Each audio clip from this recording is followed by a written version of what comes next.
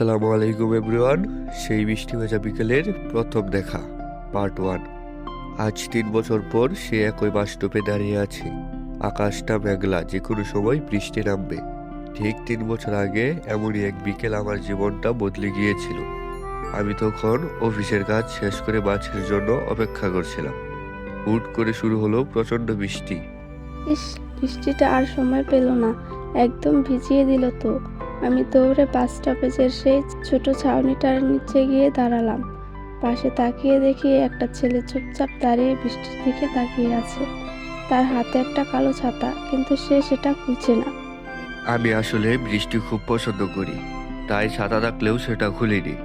পাশে তাকিয়ে দেখলাম একটা মেয়ে শাড়ি পরে ভিজতে ভিজতে এসে দাঁড়ালো। মেয়েটির হাতে অনেকগুলো বই, ভিজে একাকার হয়ে যাচ্ছে।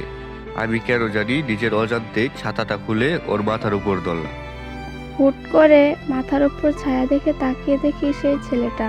আমি খুব অপ্রস্তুত হয়ে গেলাম। বললাম, আরে না, ঠিক আছে, আমি সামলে নেব। কিন্তু ছেলেটা খুব শান্ত গলায় বলল, আপনার বইগুলো ভিজে নষ্ট হয়ে যাচ্ছে, ওগুলো তো আর সামলাতে পারবেন না। ও আমার দিকে কিছুক্ষণ তাকিয়ে থেকে মুচকি হাসলো। সে প্রথম হাসিতেই যেন মনে হলো আমার বুকের ভিতর কোথাও একটা চিনচিনে ব্যথা হলো।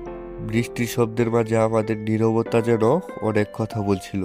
প্রায় 20 মিনিট পর বাস এলো। ও বাসে উঠে জানলার পাশে বসলো। বাসটা যখন ছাড়লো, ও শুধু একবার পেছনে ফিরে তাকালো। আমি তখনও জানতাম না এই মেয়েটি একদিন আমার সারা জীবনের গল্প হয়ে যাবে। সেই বৃষ্টি ভেজা বিকেলের পর 7টা দিন কেটে গেছে। আমার মনটা কেন জানি বারবার ওই বাস স্টপেজের ছাউনিটার কাছে চলে যাচ্ছিল। ভাবছিলাম, ছেলেটার সাথে কি আর কখনো দেখা হবে? আমি তো ওর নামটাও জানি না।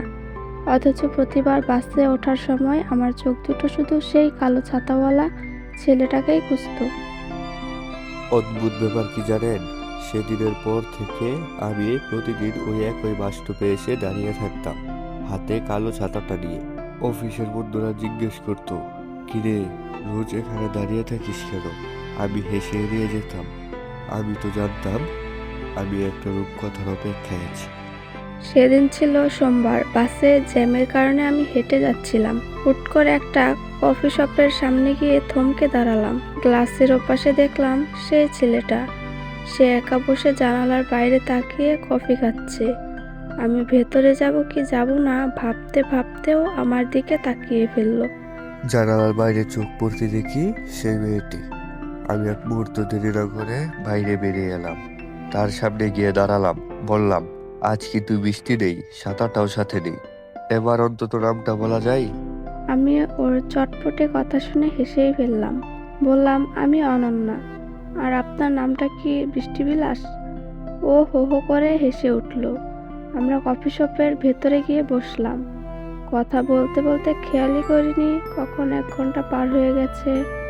বের হওয়ার সময় আমি খুব সাহস করে আমার ফোন নাম্বারটা একটা কাগজে লিখে ওর হাতে দিলাম। ও চলে গেল। আমি সেই কাগজটা বুকের কাছে চেপে ধরে ছোট বাচ্চাদের মতো হাসছিলাম। সেই রাতে আমি ঘুমাতে পারিনি, শুধু বারবার নাম্বারটার দিকে তাকাচ্ছিলাম। মনে হচ্ছিল পুরো শহরটা আজ আমার খুশিতে নাচছে। কিন্তু আমি কি জানতাম এই নাম্বারটা আমাদের জীবনের বড় একটা জ্বরের কারণ হয়ে দাঁড়াবে। সো হ্যালো এভরিওয়ান, সেই বৃষ্টি ভেজা বিকেলের প্রথম দেখা পার্ট 1 এখানেই শেষ। তো সবাই ভালো থাকবেন, সুস্থ থাকবেন, এবং চ্যানেলে নতুন হয়ে থাকলে সাবস্ক্রাইব করতে ভুলবেন না। তো দেখা হচ্ছে নেক্সট ভিডিওতে। আল্লাহ হাফেজ।